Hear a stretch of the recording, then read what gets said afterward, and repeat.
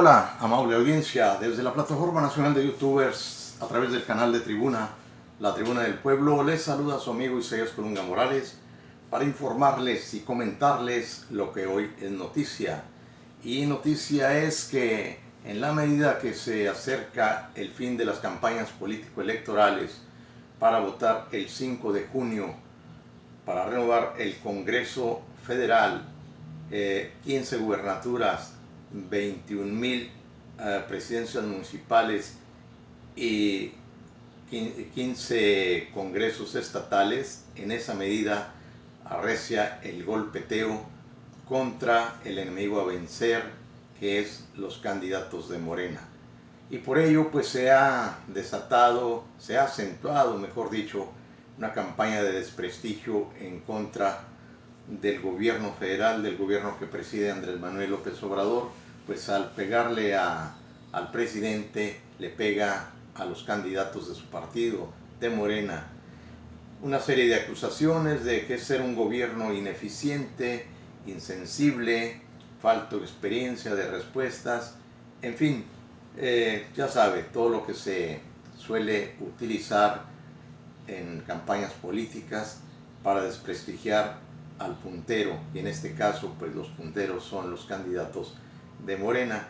Y en razón de ello, esta campaña de la derecha, de los partidos, de los candidatos, de los presidentes de esos partidos en contra de los candidatos de Morena, para de esa manera, según ellos, pues restarle credibilidad y en esa medida también que la gente pues deje de apoyarlos y que eventualmente vote por los partidos que constituyeron la coalición Va por México, y que pues el PAN, el PRI y el PRD.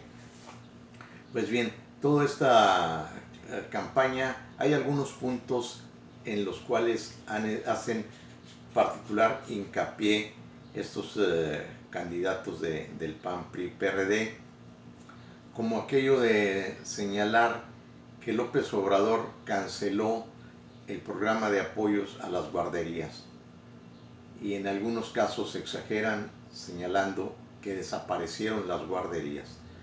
El sistema de guarderías lo opera tanto el Seguro Social como el ISSSTE, las estancias infantiles, y así como otras guarderías o estancias de desarrollo infantil patrocinadas por el gobierno federal.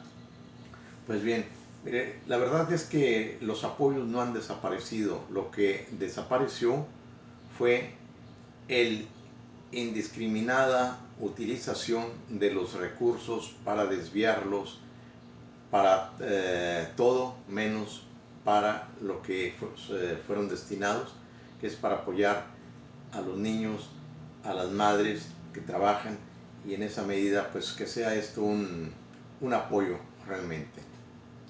Mire usted, en las guarderías había mucha simulación, mucho desvío de recursos. Le cuento, por ejemplo, en las del Seguro Social, y me consta, hay testimonio de ello, de que pues son construidas para atender determinado número de niños, un cupo, por decir, de 200 niños. Pues bien, resulta que solamente se registran, por decir, 125. Sin embargo, en el padrón aparece cupo lleno los 200. Es decir, andan por allí 75 niños fantasmas que no existen, pero que la guardería, la dirección de esas guarderías, sí recibe el presupuesto total por para la guardería, tomando en cuenta el supuesto de que tiene cupo total. Pues no, simplemente hay una desviación de esos recursos que corresponderían a los 75 niños. Y en este caso, pues van a dar a manos de los directores, directoras, supervisores, delegados estatales, subdelegados. Hay un reparto ahí de todo esto. Y esa es una parte nada más. También hay desviaciones en la adquisición de insumos, como son alimentos, frutas, verduras, aguas, juguetes, una serie de estímulos que se proporcionan para el buen funcionamiento de estos centros de atención a los infantes. Entonces, ¿qué hizo el gobierno federal para evitar todo esto? Que se comprobó entregar directamente el recurso a los padres de familia. Es el recurso equivalente a lo que se gastaría en la atención de ese niño en la guardería. Luego entonces el recurso no desapareció, simplemente para evitar la corrupción en esas guarderías se entrega de manera directa a la madre de familia, ni siquiera al papá, es a la madre de familia. Entonces esta es una de las grandes mentiras que se están manejando. Otra es que también desaparecieron los apoyos económicos al campo, a los agricultores, a los campesinos, pues no desaparecieron. Simplemente lo que se hizo fue modificar el esquema de entrega de estos apoyos. ¿Por qué? Porque igual que en las guarderías había una simulación. Anteriormente el gobierno federal entregaba esos recursos para los campesinos, para los ejidatarios, a las centrales campesinas, a la CNCE, a la Confederación Nacional Campesina, a la CCI, Central Campesina Independiente, o a la Confederación Nacional de Pequeña Propiedad, CNPP. Pues bien, estos recursos los dirigentes los entregaban a sus amigos, a sus compadres, a sus allegados, a sus socios de inversiones en el sector agropecuario. De modo que para muchos campesinos, productores agrícolas, fruticultores, ganaderos, toda la gente dedicada a la actividad agropecuaria, muchos de ellos quedaban al margen de esos apoyos o les daban una parte mínima, simplemente para cubrir el expediente, el padrón de que se había entregado. Y de esto también hay constancia. En nuestra época de reporteros que cubrimos la fuente agropecuaria, nos tocó conocer de estas desviaciones y se denunciaron en su momento, pero como todo en esa época del prianato, nada pasaba. Entonces, ¿qué sucedió? Ahora el gobierno federal entrega de manera directa esos estímulos, esos apoyos a los productores agrícolas. Mentira que hayan desaparecido. Otro más es las acusaciones estas contra el programa de vacunación para contrarrestar el coronavirus. Ciertamente hay que reconocer que hubo problemas de logística en el desarrollo de la campaña de atención y de vacunación, de atención a quienes enfermaban, y en el proceso de vacunación inicialmente, como sucede en muchos programas, no se está preparado, lo cual pues hay que decirlo también, es imperdonable que en un aparato de gobierno no haya previsión y análisis de la magnitud del problema que se está enfrentando, pero básicamente los problemas fueron de logística. Afortunadamente se subsanaron y pues hoy en día están funcionando como relojito. Hay reconocimiento de quienes hemos acudido a la vacuna, la primera, la segunda dosis, de que el programa está funcionando y está funcionando bien. Otro asunto que también se ha criticado mucho, cuando que en realidad no es así, que dejó de proporcionarse apoyo a clínicas y hospitales del sector salud, del sector público, del Seguro Social, del ISSSTE y de los hospitales de la Secretaría de Salubridad y Asistencia en el DF y en el interior de la República. Déjeme decirle que estos apoyos no han desaparecido, ahí están.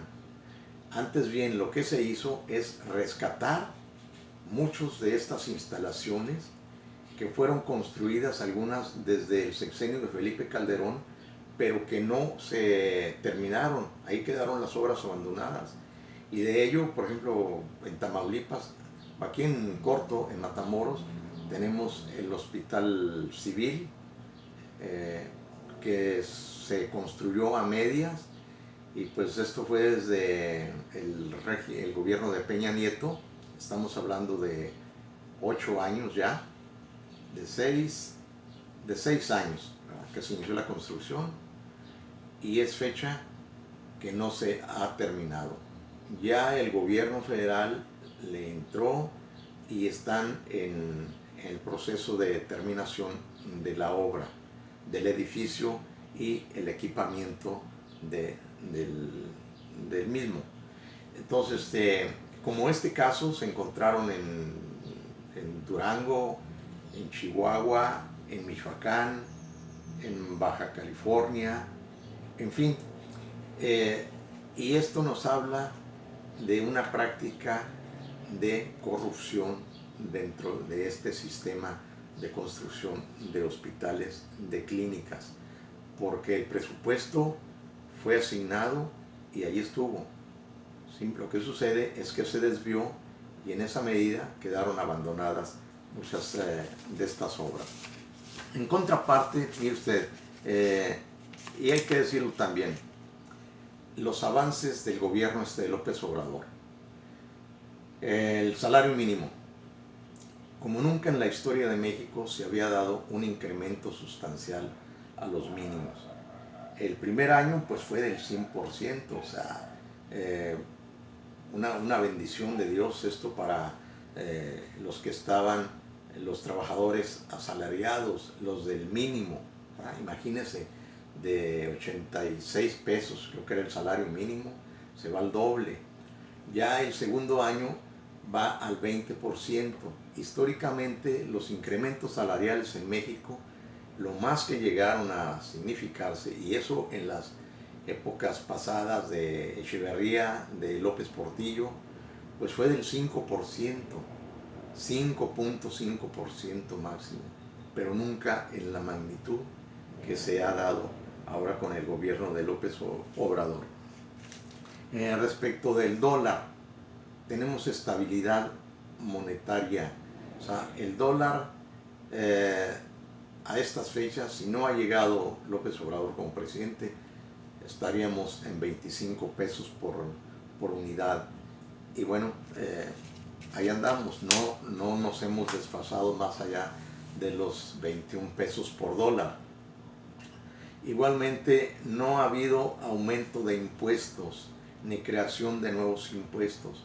Este fue un compromiso de López Obrador, del presidente, de que no habría aumento de impuestos en el primer año de gobierno. Bueno, pues ya vamos en el segundo, a 2 años y medio, y no ha habido ni ha habido creación de nuevos impuestos. Lo que sí ha habido es que se ha rescatado una cartera de aproximadamente $500 million de pesos que se fugaban sistemáticamente, sexenio tras sexenio, por evasión fiscal. Es decir, grandes empresarios, tanto nacionales como extranjeros, no pagaban impuestos o pagaban una parte, pero no el total. Igualmente, esto fue rescatado, se hizo un llamado, no se actuó en primera instancia de manera judicial, sino que se hizo un llamado y algunos de ellos pues se respondieron. El primero de ellos fue Carlos Slim, que reconoció que sí habían tenido una evasión de 8,000 millones de pesos, y bueno, pues le entró con su cuerno. Otro tanto hizo Walmart y muchas empresas más que a la fecha suman poco más de $500 million de pesos que anteriormente no entraban a la Tesorería Nacional. Otro punto, la creación de 6 nuevas universidades. Ahí a la chita callando, paso a pasito, se construyeron y están funcionando, sobre todo en regiones del país en donde las circunstancias geográficas y económicas también, hay que decirlo, no permitían con el anterior gobierno. Como justificación se decía que era improcedente, que en todo caso esos recursos se canalizaban a las universidades ya establecidas, a las 32 universidades, una por entidad. Bueno, con el gobierno de López Portillo sí se pudo, y están funcionando en Guerrero, en Oaxaca, en la Ciudad de México, porque ahí hay una saturación de demanda cada año. Suelen quedarse, no sé, 50, 60 mil estudiantes fuera de la matrícula porque no hay capacidad. Bueno, pues con esto se amplió y ya tienen pues la inscripción asegurada y gratuita. No tienen que pagar inscripción, hay apoyo para los útiles escolares, los libros, y además cuentan con una beca, como cuentan todos los estudiantes desde el nivel elemental de preprimaria hasta la universidad. Todos deben de hacer su solicitud, su petición, y les es asignada su beca. La gasolina igualmente. Si hubiera continuado el gobierno del PAN o del PRI, estaríamos ahí por 25 pesos el litro de gasolina. Y bueno, estamos en 16, aquí en la frontera estamos en 16.64, en una variante de 16.26 a 16.69, pero no en que se haya disparado el precio como sucedió con los gasolinazos de Peña Nieto. Igualmente se canceló la pensión millonaria que recibían los expresidentes. 10 millones de pesos que se repartía entre los expresidentes vivos. Esto desapareció, y bueno, pues estos recursos se canalizan a las arcas nacionales para apoyar los proyectos estos de becas, así como los apoyos económicos a las personas de la tercera edad, del 65 y más ahora. Es la pensión universal. Aquí debemos decirlo también, en lo personal no estamos de acuerdo en que sea universal esa pensión, porque hay personas que honestamente no lo requieren. Son personas ricas, millonarios, pero como son, pues son empresarios y se inscribieron en el Seguro Social, cotizando por supuesto, y pues ya están jubilados por edad y por años de trabajo en sus empresas, administrando sus empresas como presidentes de consejos de administración, altos directivos, en fin. Y bueno, pues ellos están recibiendo la pensión. Nos parece que pues ahí no es justo, ¿no? Deberías de ser a la gente que realmente lo necesite. Vamos, ni siquiera a los pensionados cuyos aportes sean superiores a los 40,000 pesos. Quien tiene una pensión de 40,000 pesos es suficiente para vivir bien, darse inclusive un que otro lujo. Pero bueno, pues esta fue una disposición generalizada, que así la dispuso el presidente. Y bueno, otro aspecto es de las 8,000 trabajar, los asuntos que anteriormente se ventilaban en la Secretaría del Trabajo por evasión de compromisos salariales y de previsión social con trabajadores a través de las famosas outsourcing que acaban de ser reguladas, muy bien reguladas. Bueno, a través de ese mecanismo los patrones no solamente evadían impuestos, sino que evadían su responsabilidad con los trabajadores, y en esa medida pues también se significaba muchos miles de millones de pesos. Y pues esto sinceramente creo que estuvo afectando a millones de trabajadores durante, por lo menos esto fue desde el gobierno de Felipe Calderón, Bueno, pues ahora con este gobierno Peña Nieto se acabó. Son reguladas, tienen que pagar sus impuestos y cumplir con los trabajadores en sus salarios y la previsión social. Un punto más, que esto ha sido muy comentado y cuestionado en contra de López Obrador. Nada hay que cuestionar.